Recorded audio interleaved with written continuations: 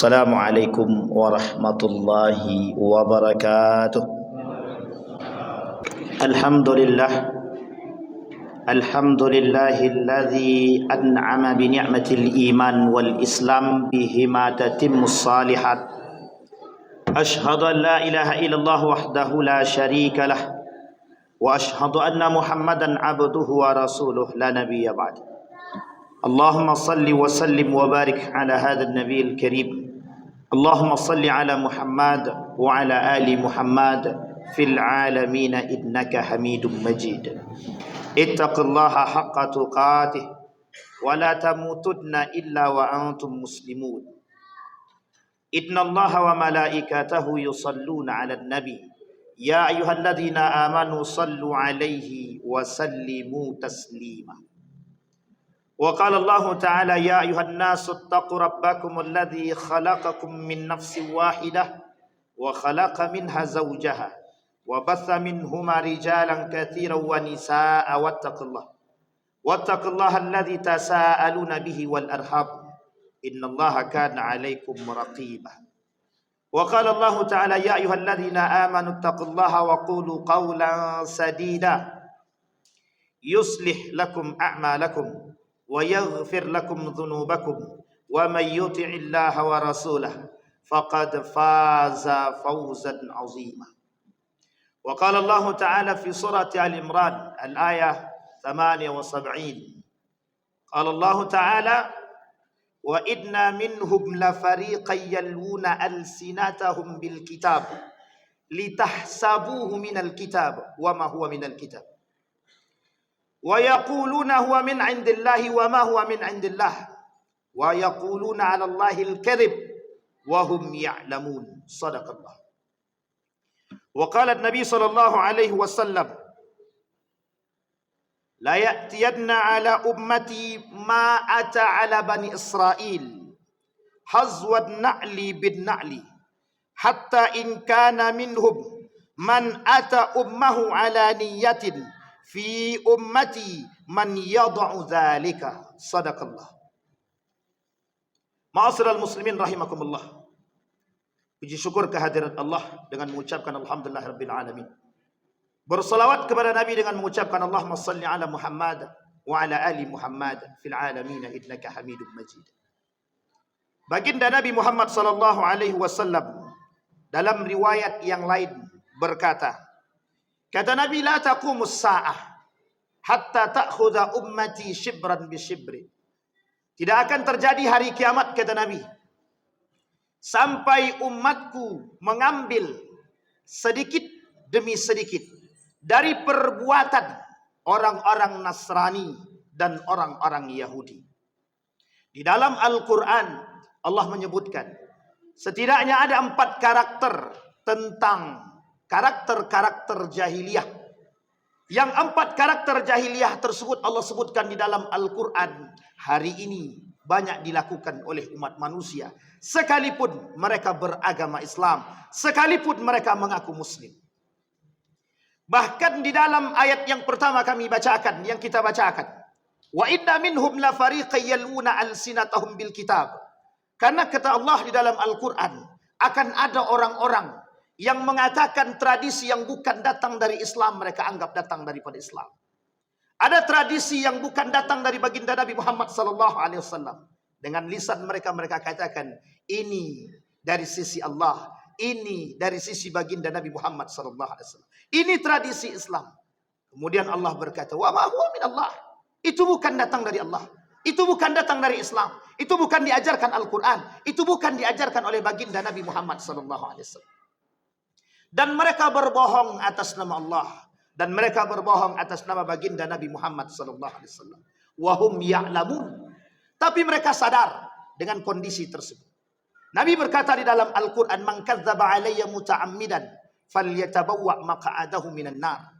Sampai-sampai Nabi berkata, saking banyaknya orang-orang yang melakukan perbuatan demikian, mengatasnamakan baginda Nabi dan Allah, satu tradisi yang bukan datang dari Islam tapi mereka katakan dari Islam. Satu perkataan yang bukan datang dari Al-Quran tapi mereka katakan dari Al-Quran. Satu perkataan yang bukan datang dari baginda Nabi tapi mereka katakan datang daripada baginda Nabi Muhammad sallallahu alaihi wasallam. Orang seperti ini kata Nabi, mereka berbohong kepada aku, mereka berbohong kepada Allah. Apa yang dilakukan, apa yang diberikan oleh Allah kepada mereka, falyatabawwa maq'adahu minan nar. Maka bersiaplah, ambil tempat di neraka yang sudah disiapkan bagi mereka. Ma'asyiral muslimin rahimakumullah.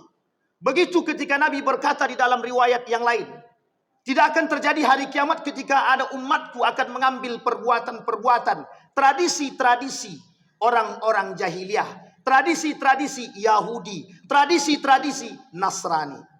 Apa tradisi mereka? Sebutlah persoalan infiltrasi budaya barat di dalam Islam. Apa bahasa lainnya? Pencampur aduan budaya barat dengan budaya Islam. Mereka sisipi oleh budaya-budaya barat, mereka sisipi masuk ke dalam budaya-budaya Islam sedikit demi sedikit. Uniknya umat muslim tanpa sadar mengikuti perbuatan-perbuatan mereka sedikit demi sedikit. Mulai daripada pakaian, mulai daripada pergaulan, mulai daripada perkataan, semua masuk dari sisi bahasa dan budaya. Ini yang paling mudah untuk merusak umat muslim hari ini. Kita ambil contoh satu perbuatan yang dilakukan oleh umat muslim hari ini terkhusus yang berada di Riau, memperingati kedatangan bulan suci Ramadan dengan melakukan tradisi-tradisi yang kita sebutlah dengan mandi belimau dan tradisi-tradisi yang lain. Bagaimana Islam memandang tradisi? Islam memandang tradisi sejauh tidak bertolak belakang daripada nilai-nilai keagamaan dan syariat Islam. Banyak Nabi mengikuti puasa Asyura, yang puasa itu dilakukan oleh orang-orang Yahudi. Tapi tujuannya satu. Nabi katakan kepada kaum-kaum Bani Israel bahwa dia lebih berhak, Nabi lebih berhak daripada Bani Israel untuk berpuasa Asyura, memperingati Nabi Musa karena Nabi bagian daripada Nabi. Tapi umat hari ini tidak melakukan perbuatan-perbuatan tradisi, tak sadar ketika tradisi-tradisi tersebut keluar daripada batas dan norma dan nilai-nilai syariat Islam. Kita adakan peringatan, misalkan sebutlah dengan mandi belimau. Yang perbuatan tersebut kita lakukan di tempat terbuka, sebutlah sungai ataupun laut. Bercampur laki-laki dan perempuan. Tradisi seperti ini yang tidak diinginkan oleh agama. Kemudian ketika tradisi mandi belimau diyakini menjadi sesuatu yang bisa mensucikan hati sebelum datang menyambut bulan suci Ramadan. Ini adalah tradisi yang salah. Para sahabat Nabi melakukan apa yang dilakukan oleh para sahabat sebelum datang bulan suci Ramadan. Mereka mempersiapkan diri di bulan Sya'ban, Rajab, Sya'ban. Apa yang mereka lakukan? Pertama, memperbanyak berpuasa, merujuk kepada hadis baginda Nabi Muhammad sallallahu alaihi wasallam. Ada dua hadis. Hadis yang pertama, Nabi berpuasa sampai 15 hari. Tapi 15 terakhir Nabi tidak berpuasa. Pada hadis yang kedua dikatakan dari Aisyah, Nabi berpuasa hampir penuh di bulan Sya'ban. Artinya adalah di bulan Sya'ban para sahabat mengikuti apa yang dilakukan oleh baginda Nabi Muhammad sallallahu alaihi wasallam. Memperbaiki hati, membersihkan hati dengan memperbanyak berpuasa. Yang kedua, yang dilakukan oleh para sahabat ketika menyambut bulan suci Ramadan, mereka memperbanyak berzikir kepada Allah, membersihkan hati, membiasakan lisan agar mereka tetap terbiasa ketika kelak berada di bulan suci Ramadan. Yang ketiga, mereka perbanyak bersedekah, baik jasa maupun harta dan lain sebagainya. Mereka perbanyak bersedekah, melatih diri, melatih tangan, melatih agar mereka tetap bisa istiqamah kelak di bulan suci Ramadan. Dan seterusnya. Ini yang dilakukan oleh para sahabat menyambut datangnya bulan suci Ramadan, memperbanyak halaqah, mengaji dan lain sebagainya. Bukan justru menimbulkan kemaksiatan di tengah umat muslim itu sendiri. Bercampurnya laki-laki dan perempuan, ini bukan tradisi umat muslim. Ini bukan tradisi Islam, lebih tepatnya tradisi budaya barat, westernisasi yang hari ini merajalela dan mendarah daging di tengah umat muslim hari ini. Yang seperti ini harus kita lawan, harus kita sampaikan kepada generasi-generasi kita, karena banyak para generasi-generasi mengikuti perbuatan-perbuatan tradisi-tradisi tersebut. Bahkan di dalam satu riwayat Mereka berkata, kami melakukan ini bentuk kebahagiaan kami dalam menyambut bulan suci Ramadan.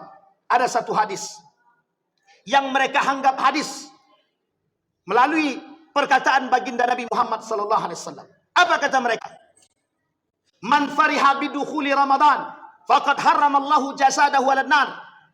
Apa kata mereka? Barang siapa yang berbahagia dengan datangnya bulan suci Ramadan, maka diharamkan jasad mereka masuk ke dalam surga. Ini menjadi dalil, alasan bagi mereka berbahagia dengan datangnya bulan suci Ramadan dengan melakukan perbuatan-perbuatan yang tidak dibenarkan oleh Islam.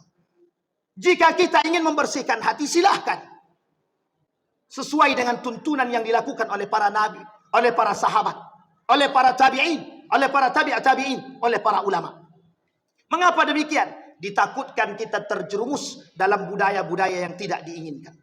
Hari ini bisa kita lihat berapa banyak orang-orang tidak memperhatikan dan mempedulikan budaya-budaya barat yang masuk di tengah-tengah kita hari ini. Bercampurnya mandi belimau. Mereka di tengah laut, sungai, laki-laki dan perempuan bercampur baur. Ada yang berkerudung, ada yang tidak berkerudung. Pergi dengan berbonceng-boncengan. Dan ini tradisi yang tidak benar. Oh, jika memang mereka ingin melakukan, silahkan di rumah masing-masing. Tidak ada masalah. Dengan niat mandi untuk mendapatkan wangi. Karena memang bahan-bahannya memberikan wangi-wangian. Bukan pensucian diri. Kesucian diri kita terletak kepada hati kita. Bagaimana amal ibadah kita. Bagaimana zikir kita. Bagaimana salat kita. Bagaimana sedekah kita. Bagaimana puasa kita. Untuk membersihkan hati. Bukan dengan tradisi-tradisi yang tidak diinginkan. Kita menyambut bulan suci Ramadan dengan penuh kebahagiaan. Tapi kita melakukan dosa. Dan berdosa di hadapan Allah Subhanahu wa ta'ala. Apakah ini membersihkan hati? Justru semakin mengotorkan perbuatan-perbuatan. Ma'asyiral muslimin rahimakumullah. Maka tak salah ketika Allah mengatakan di dalam Al-Quran 4 karakter jahiliyah yang ada. Yang pertama kata Allah, ada karakter-karakter yang disebut dengan zannal jahiliyah. Apa yang disebut dengan zannal jahiliyah? Umat-umat muslim berfikir seperti orang-orang jahiliyah. Yang kedua, apa yang disebut dengan yang kedua? Hukmul jahiliyah. Mengambil hukum, mengambil tradisi, mengambil adat-adat jahiliyah yang kemudian mereka adopsi ke dalam budaya-budaya Islam yang tak sejalan dengan nilai-nilai keislaman. Yang ketiga, tabarrujal jahiliyah. Apa yang disebut dengan tabarrujal jahiliyah? Khusus bagi kaum wanita, mereka yang bermegah-megahan, memakai pakaian sesuai dengan apa yang dilakukan oleh kaum-kaum jahiliyah pada masanya. Dan yang keempat, mereka melakukan perbuatan-perbuatan yang arogansi seperti yang dilakukan oleh kaum-kaum Bani Israel. Kesombongan Bani Israel mereka adopsi pada diri mereka. Kesombongan umat manusia hari ini lebih berbahaya daripada kaum jahiliyah itu sendiri. Maka tak salah ketika Nabi mengatakan, kelak akan datang umatku mengambil sedikit dari sedikit, sedikit demi sedikit tradisi-tradisi, budaya-budaya Yahudi dan Nasrani. Ketika sahabat bertanya kepada Nabi, afa minan nasara am yahud? Apakah itu tradisinya orang Nasrani dan Yahudi? Kemudian kata Nabi, afa ghaira dzalik? Apakah ada daripada tradisi yang lain? Kata Nabi, tidak ada. Ma'asyiral muslimin rahimakumullah. Mengapa perlu kita sampaikan hal demikian? Terlalu banyak perbuatan ini di tengah kita. Terlalu sedikit kacamata kita. Terlalu sedikit rasa prihatin kita terhadap tersebarnya budaya-budaya seperti ini di tengah umat muslim yang merusak tradisi-tradisi keislaman kita. Jika tak berseberangan dengan agama, jika tak berseberangan dengan nilai-nilai keislaman, mungkin mereka ingin melakukan perbuatan demikian, mereka berikan batasan. Dan ini yang menjadi persoalan kita hari ini. Perhatian kita. Atau bisa kita sebut, begitu mudahnya kemaksiatan dan dosa merajalela di tengah umat muslim hari ini. Dan umat muslim tidak memperhatikan kesalahan hal-hal demikian. Kenapa? Mereka anggap itu dosa-dosa yang sederhana. Mereka anggap itu dosa-dosa yang kecil. Padahal dari yang kecil-kecil tersebutlah akan timbul kebesaran. Dosa-dosa dan maksiat-maksiat yang lebih besar lagi. Bayangkan jika itu terjadi di tengah umat muslim hari ini. Maka tak salah ketika Nabi mengatakan hilangnya Islam di tengah umat muslim itu sendiri. Apa sebab? Karena umat muslim antipati dengan nilai-nilai keislaman. Fa'tabiru ya ulil absar la'allakum tuflihun. اللهم صل على سيدنا ونبينا وحبيبنا وشفيعنا فضخنا ومولانا محمد وسلم رضي الله تبارك وتعالى عن كل صحابة رسول الله أجمعين.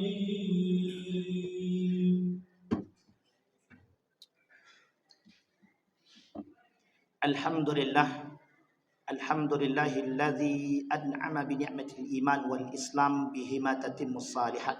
أشهد أن لا إله إلا الله وحده لا شريك له وأشهد أن محمدا عبده ورسوله لا نبي بعد. إن الله وملائكته يصلون على النبي يا أيها الذين آمنوا صلوا عليه وسلموا تسليما. اتقوا الله حق تقاته ولا تموتن إلا وأنتم مسلمون. اللهم صل على محمد وعلى آل محمد في العالمين إنك حميد مجيد. اللهم اغفر للمسلمين والمسلمات والمؤمنين والمؤمنات برحمتك يا ذا الجلال والإكرام. اللهم أعنا على ذكرك وشكرك وحسن عبادتك. اللهم اختمنا بالصالحين. اللهم اختمنا بالصالحين. اللهم اجعل القرآن العظيم ربيع قلوبنا ونور صدورنا وجلاء أحزاننا وذهاب همومنا وغمومنا. اللهم اجعلنا من السعداء المقبولين ولا تجعلنا من الأشقياء المردودين. اللهم انصر من نصر الدين واخذل من خذل المسلمين. اللهم انصر إخواننا المجاهدين في فلسطين وفي غزة وفي كل مكان. اللهم دمر اليهود. اللهم أهلك الكفرة والمبتدعة والمشركين أعداءك أعداء الدين. ربنا آتنا في الدنيا حسنة وفي الآخرة حسنة وقنا عذاب النار. عباد الله إن الله يأمر بالعدل